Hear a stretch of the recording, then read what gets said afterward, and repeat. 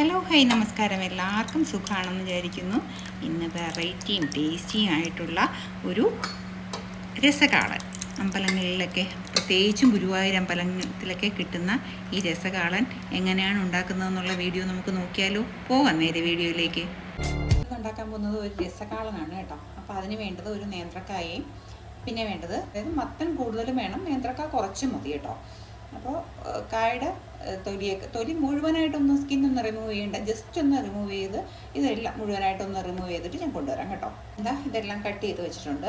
ഇനി ഇതിനെ ചെറിയ പീസായിട്ട്, അമ്പലത്തിലൊക്കെ രസകാളൻ ഉണ്ടാക്കുമ്പോൾ വലിയ പീസായിട്ടാണ് കട്ട് ചെയ്യുന്നത്. അപ്പം ഞാൻ ഇപ്പോൾ വീട്ടിലായതുകൊണ്ട് ഞാൻ അത്രയ്ക്ക് വലിയ പീസായിട്ട് കട്ട് ചെയ്യുന്നത്, കാരണം അവിടെ ചെമ്പിലൊക്കെ അല്ലേ ഉണ്ടാക്കുന്നത്. അപ്പോൾ അതിന് പെട്ടെന്ന് വെന്ത് കിട്ടും. നമുക്കിപ്പോൾ നമ്മൾ ചട്ടിയിലോ അല്ലെങ്കിൽ കുക്കറിലിട്ട് വേവിച്ചാലും മതി കേട്ടോ, എങ്ങനെയാണെന്ന് വെച്ചാൽ അതേപോലെ.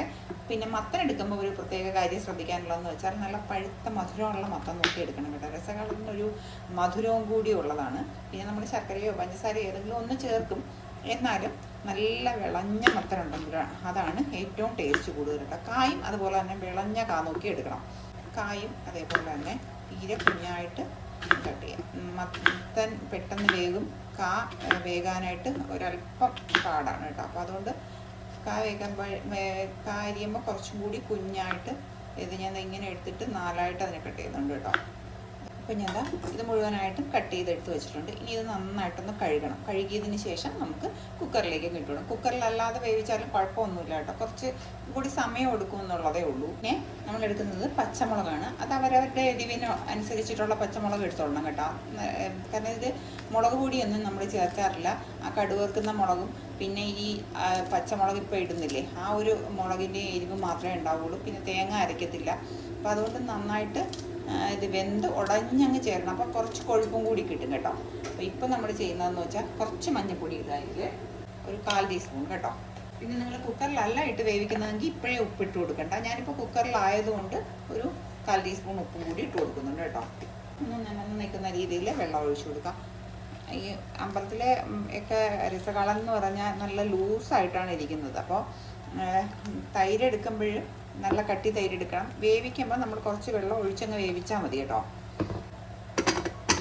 കുക്കറിലിരുന്ന് ആവുന്ന സമയത്തിന് നമുക്ക് തൈര്, നല്ല കട്ട തൈരാണ് കേട്ടോ. ഒരല്പം പുളിപ്പ് വേണം തൈരിന്, കാരണം പുളിശ്ശേരിക്ക് എപ്പോഴും പുളിപ്പാണ് എന്ന് പറഞ്ഞിട്ട് ഒരുപാടത് പുളിപ്പാവുകയും ചെയ്യരുത് കേട്ടോ.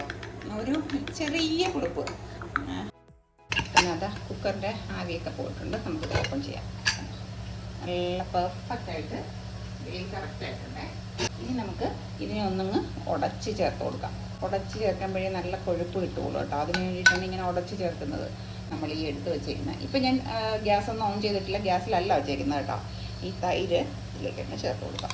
ഇനിയിപ്പോൾ ഈ തൈരിടുന്ന പാത്രം ഉണ്ടല്ലോ, അത് കുറച്ച് വെള്ളം കൂടി ഒഴിച്ചിട്ട് നമുക്കിങ്ങനെ ടീസ്പൂണും കൂടി ഇട്ട് കൊടുക്കുന്നുണ്ട്. ഇനി നമുക്ക് ഒന്നുകിൽ ശർക്കര അല്ലെങ്കിൽ കുറച്ച് പഞ്ചസാര കേട്ടോ, അതൊന്നും ഇട്ട് കൊടുക്കാം. ഞാനിപ്പോൾ അടുപ്പത്ത് വെച്ച് എടുത്തിട്ടുണ്ട്. ഒന്ന് ഇളക്കി ഒന്ന് ചൂടാക്കി എടുക്കാം. ഒരു സൈഡിൽ നിന്ന് ഇങ്ങനെ പത വന്ന് തുടങ്ങിയിട്ടുണ്ട്. ഇനിയിപ്പോൾ ഇത് മതി, നമുക്ക് ഗ്യാസ് ഓഫ് ചെയ്ത് കൊടുക്കാം. ഇത് കടുക് താളിച്ചൊഴിക്കുന്ന പരിപാടിയാണ്. കടുക് താളിച്ചൊഴിക്കുമ്പോൾ ഒന്നുകിൽ നെയ്യിൽ അല്ലെങ്കിൽ ബട്ടറും എണ്ണയും കൂടി മിക്സ് ചെയ്തിട്ടാണ് കടുക് താളിച്ചൊഴിക്കുന്നത്. ബട്ടറും എണ്ണയും കൂടി മിക്സ് ചെയ്തിട്ടാണ് ഇരിക്കുന്നത്. വെളിച്ചെണ്ണ ഒഴിച്ച് കൊടുത്തിട്ടുണ്ട്. ഈ കടുകൊന്ന് നന്നായിട്ട് പൊട്ടി വരട്ടെ. നല്ലതായിട്ട് പൊട്ടിയിട്ടുണ്ട്. പിന്നെ ഇതിലെ ഹൈലൈറ്റ് എന്ന് പറയുന്നത് വറ്റൽമുളക് ഇട്ട് കൊടുക്കുക. അതായത് നമ്മുടെ എരിവിനനുസരിച്ചിട്ട് വറ്റൽമുളക് കുറച്ചധികം വറ്റൽമുളക് ഇട്ടാണ് കടുക് താളിക്കുന്നത് കേട്ടോ. ചെറിയ ഉള്ളി അങ്ങനെ ഇങ്ങനെയുള്ളതൊന്നും ഇടില്ല കേട്ടോ.